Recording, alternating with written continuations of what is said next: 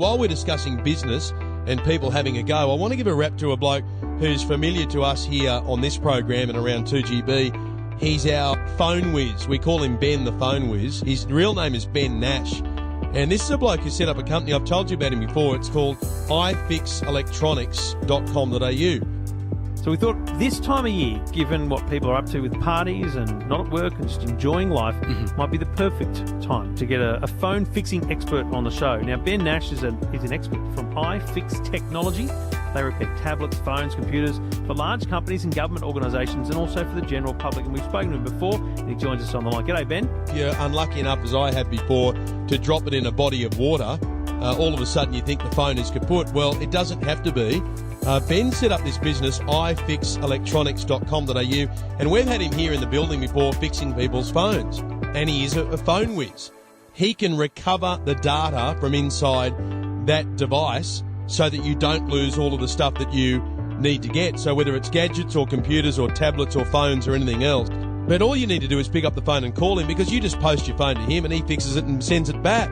Let's be very clear here, because you're always at pains to point out the old put your phone in rice trick simply doesn't work.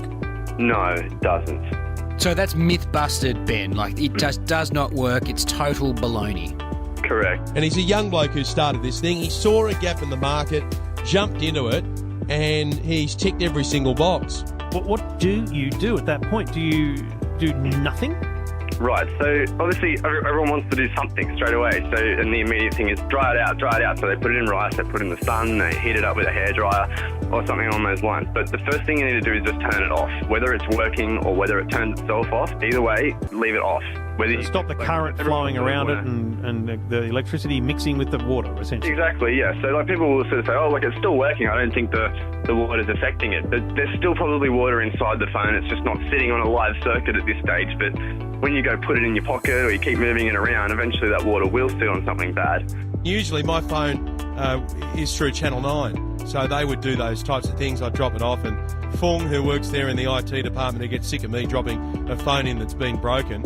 Anyway, Ben came in today and he fixed the thing for me. I tried to give him some money, wouldn't take the money. All right, here's a follow-up question.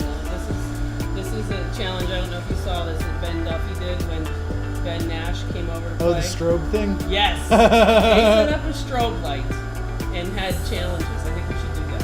The other great news for him is that the New South Wales Health Department has now decided, righto, well, he can help us.